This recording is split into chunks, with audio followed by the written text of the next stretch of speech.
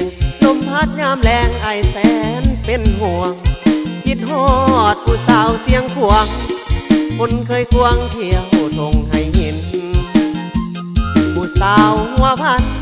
เขาสาลือกันก้องฟ้าก้องดิน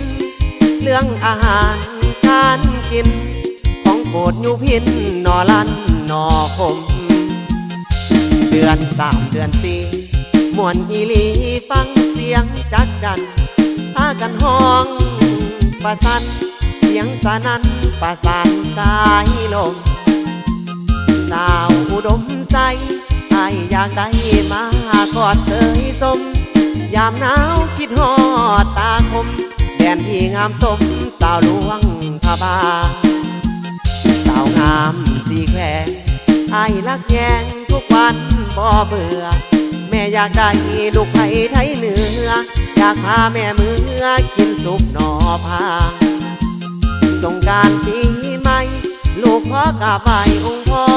พระบางขอให้พ่อช่วยสร้างช่วยเปิดเส้นทางเฮ้ยใจไผ่เหนือผู้สาวหัวพันอย่าลืมคำมั่นตอนเขาถอดห่วงคิดฮอดผู้สาวเสียงขวงลมหนาวพัดลวงคิดฮอดเอาเรือสาวอุดมใจขอปากเสียงไปน้องอย่าเฝ้าเบื่อสาวหลวงพระบางเมืองเหนือหน้าหักเอาเรือสาวงามสีแควง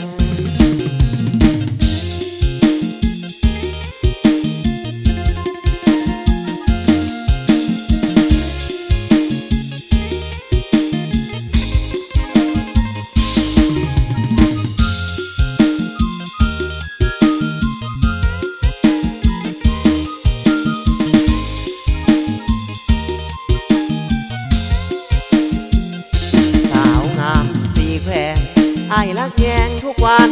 บ่เบื่อแม่อยากได้ลูกไผ่ไทยเหนืออยากพาแม่มือกินสุกหน่อพางสงกรานต์ปีใหม่ลูกพ่อกราบไหว้องค์พ่อพระบางขอให้พ่อช่วยสร้างช่วยเปิดเส้นทางเฮ้ยใจไผ่เหนือสาวหัวพันอย่าลืมคำมั่นตอนเขาถอดห่วงคิดฮอดผู้สาวเสียงขวงลมหนาวพัดลวงคิดฮอดเอาเรือสาวอุดมใจขอปากเสียงไปน้องอย่าเฝ้าเบื่อสาวหลวงพระบางเมืองเหนือหน้าหักเอาเรือสาวงามที่แคว